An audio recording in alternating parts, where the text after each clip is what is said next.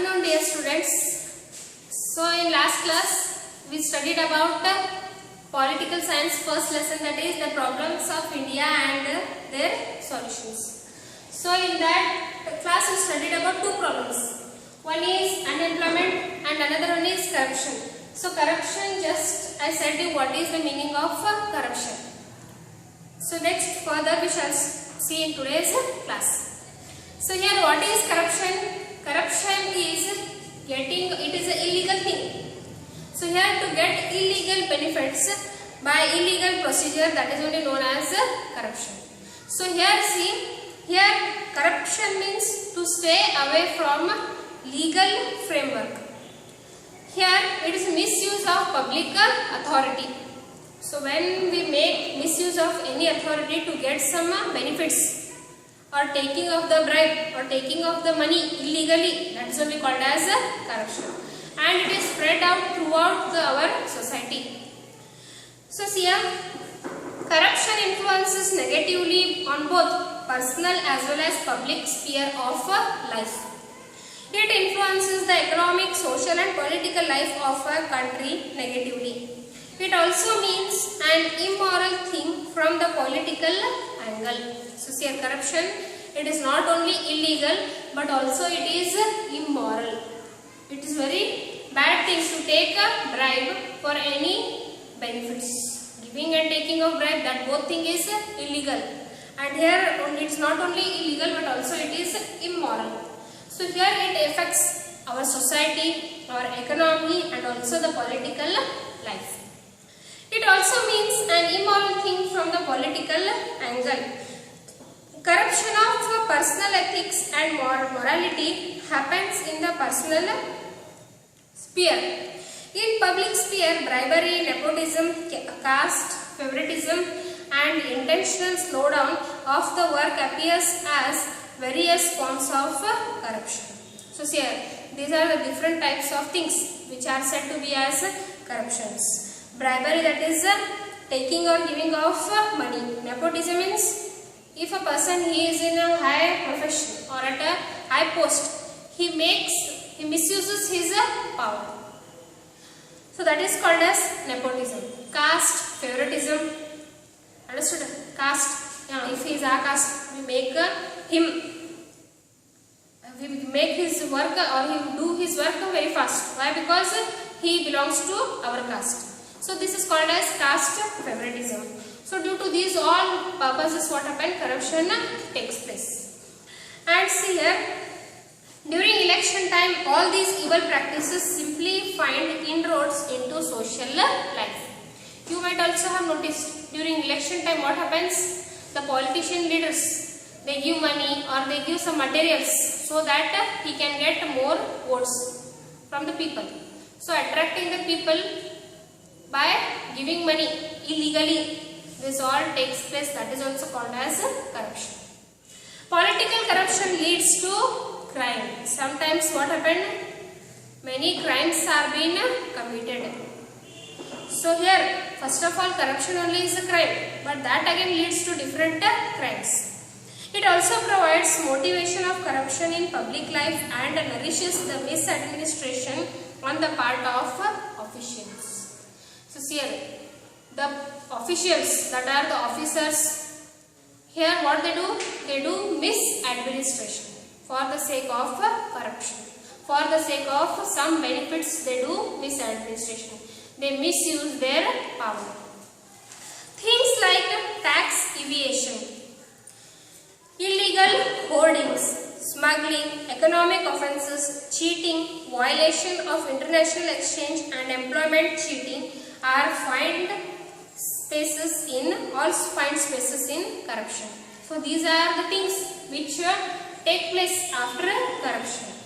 So tax evasion, to escape from the burden of tax, people what they do, or the tax officers what they do, they take bribe and they let them go. Next, hoarding, illegal hoarding. People say what they do, they have to pay more tax, so they hide their properties from the income tax officers. That is called as illegal hoarding. So here that is also kind of corruption. Next, smuggling, economic offences, these all come under corruption. So here say international exchange and employment cheating. Employment cheating means if a person takes from another person money, I will give you the guarantee of the job after a few years or after a few months. So here he takes money and he goes somewhere and he does not give any job to the person from whom he has taken the money. So here these all takes place. These all comes under corruption. It is impossible to root out corruption by either rejecting it at personal level or just going along with it. It can be rooted out only through strong public ethics and morality and personal commitment. So here, corruption, how we can remove this corruption from our society? Personally rejecting it at personal level. Means if one officer is there, he is a very good person. He doesn't make use of his power, misuse of his power or anything. He doesn't accept any bribe. So here he alone, if he does like that, the other people who take bribe, they stand against him. So here if you are rejecting it at personal level, how it should be? It should impress the other person also. That other person also should be impressed by him and he also should leave corruption. So in this kind it will be helpful. Next here, public ethics and morality and personal commitment. So publicly it should be known that taking of bribe or corruption is a crime. We should leave it. We should not continue it. So this should be done. Next, morality means morally we should be fueled in this way that we should not take a crime. Sorry, we should not take a corruption. It is a crime. So in this way, what happens? Personal commitment. If you become an officer, personally you should be committed. Let anything happen. I will not take any money. I will not accept any bribe. In this way, if you do personal commitment, at that time also it will be helpful for you. It will be helpful to remove the corruption from our country. Many times, natural human tendency of selfishness, eagerness to fend off personal emergencies and personal gain lead a person to engage in corruption. So see, our personal interest to lead a luxurious life, to earn more property, to earn more money, these all things tend us or let us go to the way of corruption. Lack of strict supervision and weak illegal enforcement leads to corruption. So see, political will and public support is inevitable for tackling corruption. So see here, lack of strict supervision. So you know in Karnataka Lokayukta is there. So these officers, what they do, they should observe where corruption is going on, where illegal things are going on and all. So this kind should be, strictly it should be done. So here when strict supervision is there, at that time automatically corruption will be controlled. So here political will and public support is inevitable for tackling corruption. In other words, ethical political leadership, good officers and politically aware and educated people can weed out corruption. To say good political leaders, good administration, educated public, they can do? They can weed out. That is, they can remove this corruption from our country. So here personal commitment, as I said before, it is very important. Institutions like Lokpal and Lokayukta can bring down corruption drastically. Education institutions can take a lead in this direction by installing CCTV cameras in government offices, and increasing efficiency of government work can also bring down the intensity of corruption. So see here, this corruption, how it can be removed out? By introduction of CCTV or installing of CCTV cameras in the government offices, where the bribe or where the corruption takes place. In such places, in such offices, the CC camera should be installed. Next, education or awareness of this corruption should be done among the common people, so that this will be helpful to stop corruption. Measures like awarding harsh punishment for corrupt officials can also bring in some change. Increasing the number of courts and judges can also rein in corruption. In a nutshell, coordinated efforts are needed to address this burning social problem. So here, increasing the number of courts and judges, so that the person who commits this crime, that is corruption, who takes corruption and all, he should be punished immediately and he should be given a strict punishment, so that the other person who want to take corruption or who is indulged in this corruption, he will stop doing this. So number of courts should be increased, number of judges should be increased. So in this way, these are the few things or few things by which we can stop corruption, or which helps us to stop corruption. So already you know what is corruption, reasons for corruption, and how we can stop corruption. So in this lesson, if they ask question, they will ask you so much only.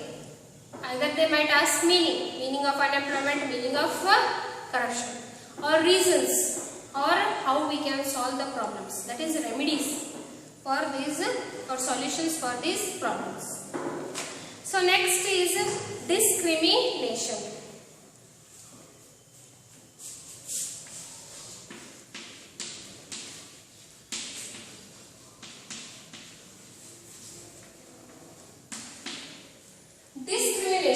So what is discrimination? Discrimination is nothing but a differentiation. So here in our society, based on gender, based on caste, based on religion, we do this discrimination. So in different societies, this discrimination exists in different names.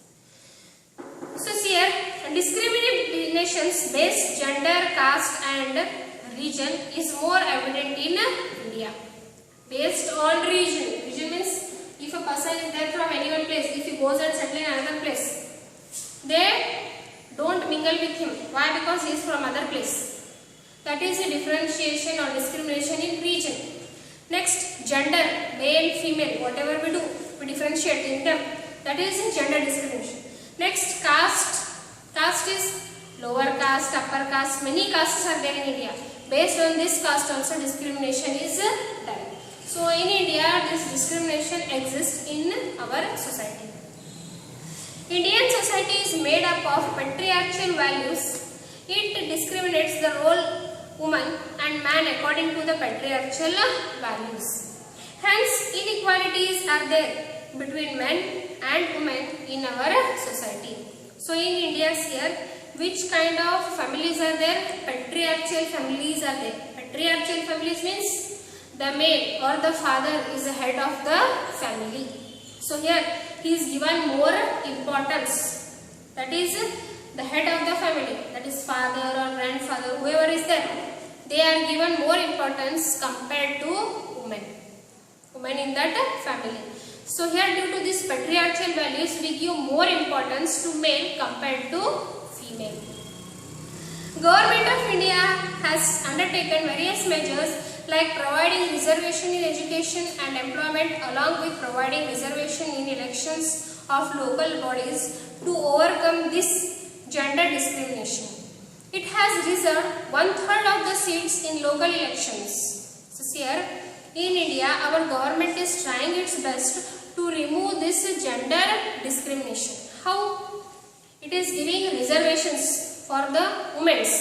Either it might be in education or in employment.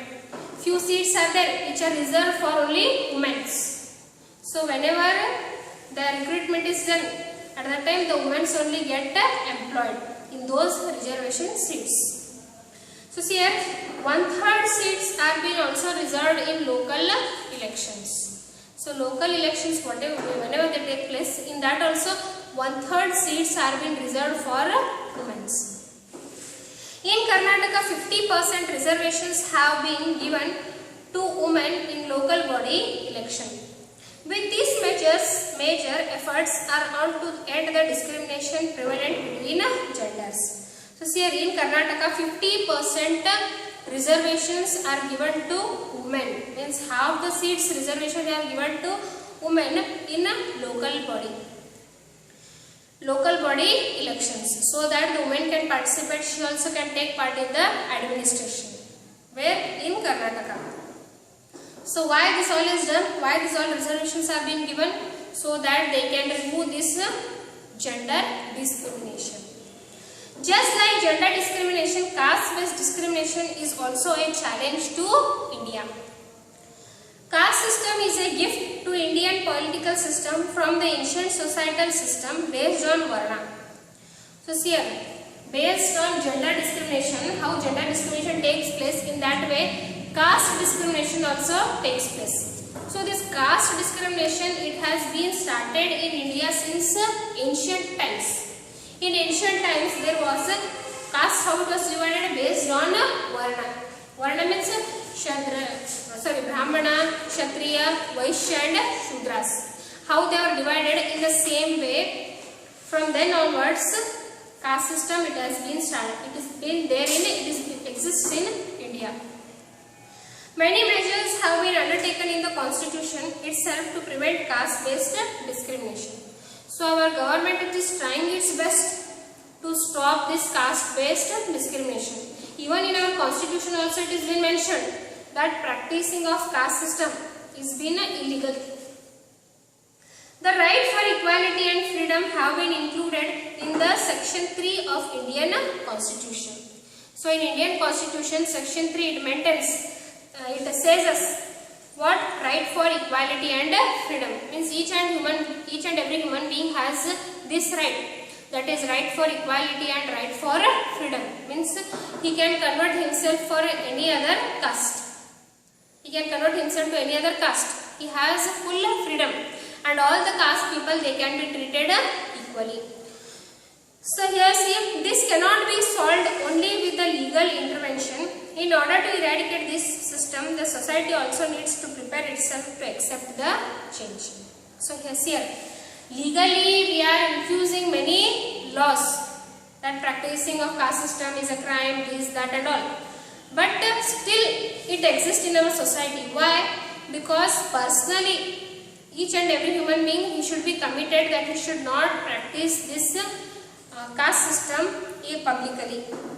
We should prepare ourselves. Publicly we should not